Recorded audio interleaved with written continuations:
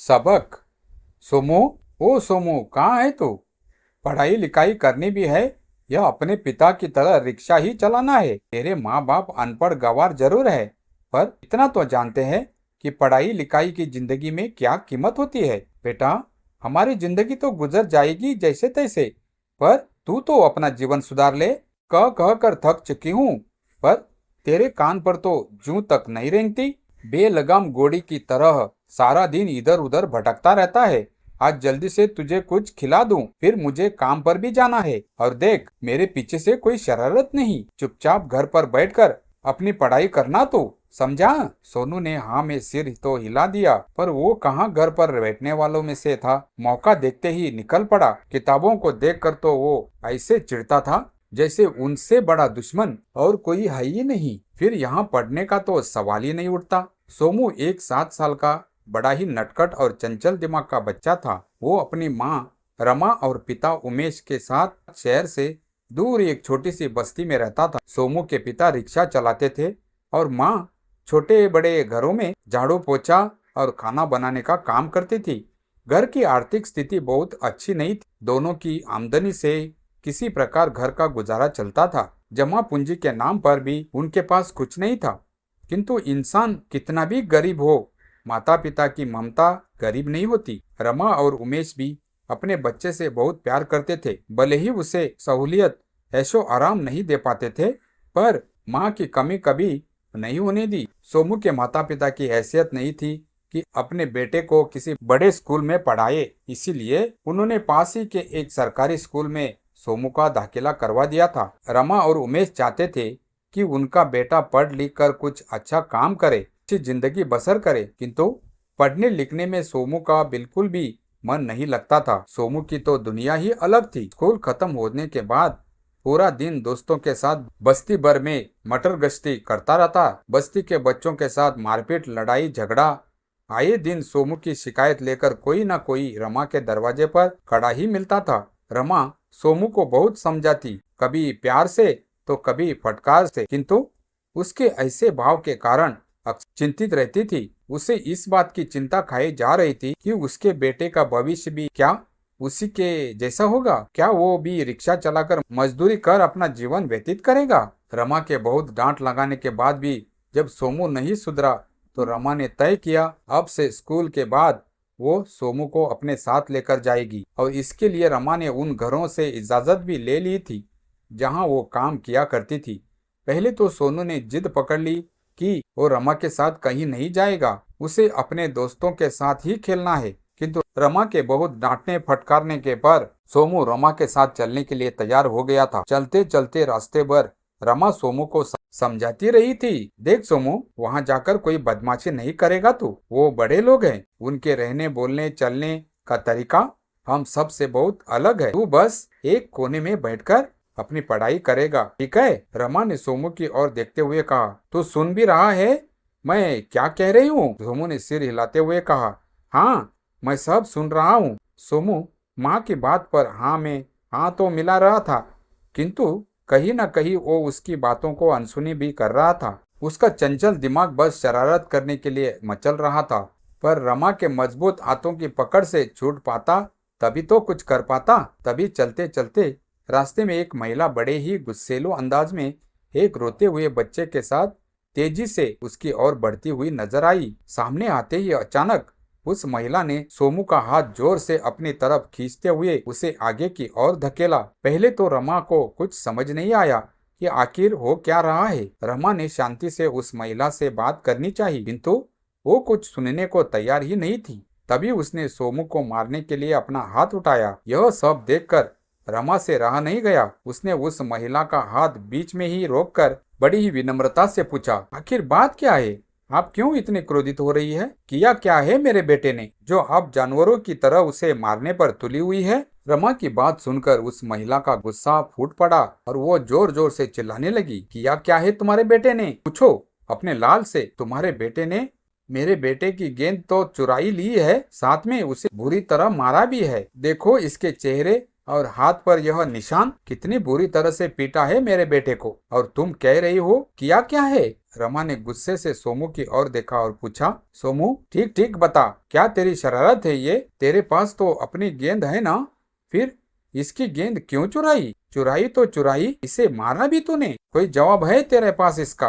कहाँ है इसकी गेंद? अभी वापस कर। इतना कहकर रमा सोमू को पीटने के लिए उसकी ओर दौड़ी। तभी सोमू अपनी माँ के हाथ पैर जोड़ने लगा। नहीं माँ, मुझे माफ करो, अभी इसकी गेंद वापस कर देता हूँ और आगे से कोई शरारत भी नहीं करूँगा, वादा करता हूँ। पक्का?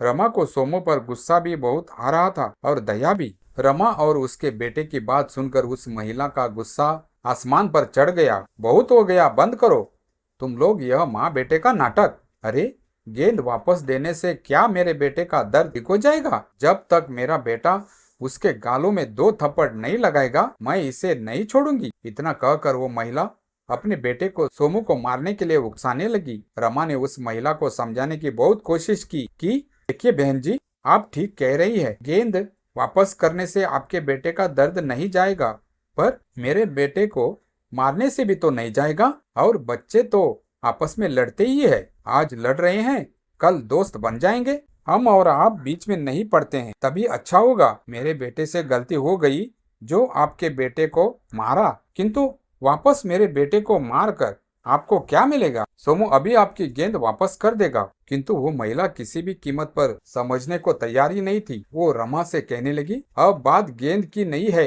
अब बात इज्जत की है। तुम्हारी हिम्मत कैसे हुई मुझसे ऐसे बात करने की? तुम जानती भी हो मैं कौन हूँ।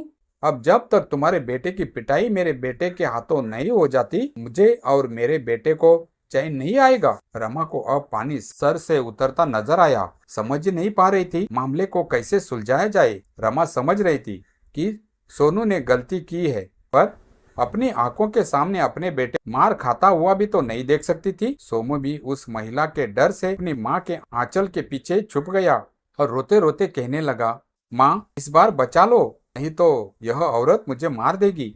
आगे से कभी कुछ नहीं करूंगा, तुम्हारी सौगंध। तुम कहोगी तो मैं घर से बाहर भी नहीं निकलूंगा, चाहे मुझे 2 दिन खाना भी मत देना। रोज स्कूल भी जाऊंगा, मन लगाकर पढ़ूंगा भी। एक तरफ वो महिला थी जो कुछ सुनने को तैयार नहीं, और दूसरी ओर उसका अपना बेटा सोमू जो खुद को बचाने के लिए माँ से गुहार लगा रहा था। रमा को कुछ समझ नहीं आ रहा था, कैसे बात को संभाला जाए। आखिर माँ है, वो गलत ही सही, पर कैसे अपने बेटे को मार खाता हुआ देख सकती है? रमा सोचने लगी, आखिर मेरी ही परवरिश में कोई कमी रह गई है, तभी तो आज मेरे बेटे को यह सब भुगतना पड़ रहा है। सब मेरी गलती है। अगर पहले ही सोमू की शरारतों पर मैंने अंकुश लगाया होता तो आज यह दिन देखना नहीं पड़ता। यही सब सोचते सोचते रमा उस महिला को समझा भी रही थी, किंतु बहुत समझाने के बाद भी जब वो महिला नहीं मानी तो रमा ने कुछ सोचकर अपने कदम आगे बढ़ाते हुए कहा, बहन जी, आप मेरे बेटे को छोड़ दीजिए और मेरे गालों पर 2 थप्पड़ क्या 10 थप्पड़ जड़ दीजिए, मैं उफ तक नहीं करूंगी। आपको जो करना है मेरे साथ कीजिए, मैं अपने बेटे के गलती की सजा भुगतने के लिए तैयार हूँ। सोमू पीछे से आश्चर्यचकित होकर यह सब देख रहा था। उसकी आंखें आंसू से डबडबा गई। रमा उस महिला से कहती है, मैं जानती हूँ मेरे बेटे ने गलती की है और मैं उसे बचाने की कोशिश भी नहीं कर रही, मैं उसे सजा भी जरूर दूंगी, पर यहाँ इस तरह नहीं। आप चाहे तो उसे डांट लीजिए, फटकार लीजिए, पर हाथ न उठाइए। मैं आपके आगे हाथ जोड़ती हूँ, आपको जो भी सजा देनी है मुझे दे दीजिए, मेरे बेटे को छोड़ दीजिए। वो महिला गुस्से में इतनी पागल थी कि उसने रमा की बात बीच में ही काट कर उसके गालों पर 2 थप्पड़ जड़ दिया। ऐसा करने के बाद वो महिला बड़बड़ाते हुए अपने बेटे को लेकर झटक कर निकल गई। वहां आसपास खड़ी भीड़ ममता के आगे मजबूर एक माँ को आश्चर्यचकित देखते ही रह गई। वो जोर जोर से रोने लगा। उसे ऐसा लगा था मानो वो चाटा उसकी माँ को नहीं, उसके गालों पर पड़ा हो, और अपनी गलती के लिए बार बार अपनी माँ से माफी मांगने लगा। रमा ने बिना कुछ कहे सोमू का हाथ पकड़ा और वापस घर की तरफ चली गई। घर पहुंचकर रमा ने सोनू से कहा, देख सोनू, आए दिन तेरी शिकायतों की पोटली का भार अब मैं सहन नहीं कर सकती। इतना कहकर रमा मौन अवस्था में सर पकड़कर वहीं बैठ गई। सोमू के पिता को भी जब सारी घटना के विषय में पता चला तो उसने सोमू को खूब डांट लगाई और समझाया कि देख बेटा, आज तो तेरी माँ तुझे बचाने के लिए तेरी ढाल बनकर खड़ी थी, पर जीवन में कई ऐसे मोड़ आएंगे जहाँ तुझे अकेले चलना पड़ेगा, और तब तेरी शरारतों के कारण अगर तुझ पर फिर से ऐसी मुसीबत आएगी तब तुझे वहाँ कौन बचाने आएगा। सोनू के पिता जब उसे समझा रहे थे तब रमा ने आकर उससे कहा, देख सोमू, तूने जो किया उसकी सजा तो तुझे मिलेगी, और तेरी सजा ये है कि आज से हम दोनों तब तक तुझसे बात नहीं करेंगे जब तक तू अपनी सारी बदमाशी छोड़ नहीं देता और पढ़ाई में अपना मन नहीं लगाता। तब सोनू बिना कुछ कहे आंखों में आंसू लेकर अपने माता पिता से आकर बुरी तरह लिपट जाता है। सोमू था तो आखिर छोटा सा ही बच्चा, कितनी सजा देते हैं उसे। सोमू के माता पिता समझ गए कि सोमू को अपने किए का पछतावा है और उसकी आंखों में जो आंसू है वो सच्चे है। रमा ने यह सब इसलिए नहीं किया कि वो अपने बच्चे को बचाना चाहती थी, बल्कि इसलिए किया क्योंकि वो नहीं चाहती थी कि दुनिया वाले उसके बच्चे को गलत समझे। क्योंकि सोमू अभी बहुत छोटा था, उसने जो कुछ भी किया जानबूझकर नहीं, नासमझी में किया था, और इस तरह की गलतियां आगे चलकर गुनाह ना बन जाए। रमा ने इस बात का ख्याल रखते हुए सोमू का साथ दिया और खुद को सजा दी, और रमा का खुद को दी गई ये सजा उसके बेटे सोमू के लिए जिंदगी भर का सबक बन गई। दूसरी ओर इस घटना का इतना अधिक असर हुआ सोमू पर, उस दिन के बाद उसने भूल कर भी कभी कोई गलती नहीं की। अब वो दिन रात मेहनत करके पढ़ाई करता था, अपनी माँ की सभी बातें मानता था।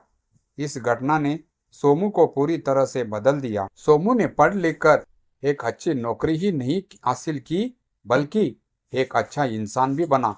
जिस मोहल्ले में सोमू कभी शरारती बालक के नाम से जाना जाता था, वही उसकी तारीफों के फूल बांधते हुए लोग थकते नहीं है, और सोमू इसका संपूर्ण श्रेय अपनी माँ रमा को देता है। सोमू इस घटना को याद करते हुए सदैव अपने दोस्तों से कहता है, मेरी गलती जानते हुए भी मेरी माँ ने उस दिन मुझे बचाया।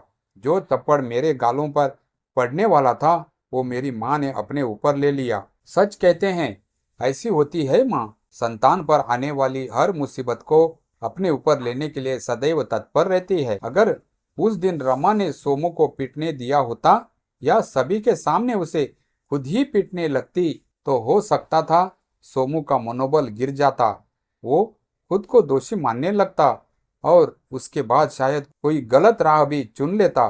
फिर ना तो उसे अपनी माँ के ऊपर विश्वास रहता और ना दुनिया पर। किंतु रमा ने अपने बेटे सोमू को बचाकर उसकी गलती पर पर्दा नहीं डाला, बल्कि उसे समझाया, सजा तक देने की बात कह दी। माता पिता का तो काम ही होता है बच्चों को संरक्षण देना, लेकिन इसका अर्थ यह बिल्कुल नहीं है कि उनकी गलतियों पर पर्दा डालो। किंतु हर शरारत के लिए उन्हें सजा देना भी तो ठीक नहीं, बल्कि समझदारी से उन्हें समझाना चाहिए, उनकी गलतियों का एहसास कराना चाहिए, ताकि भविष्य में आगे चलकर वो ऐसी कोई गलती दोबारा ना करें।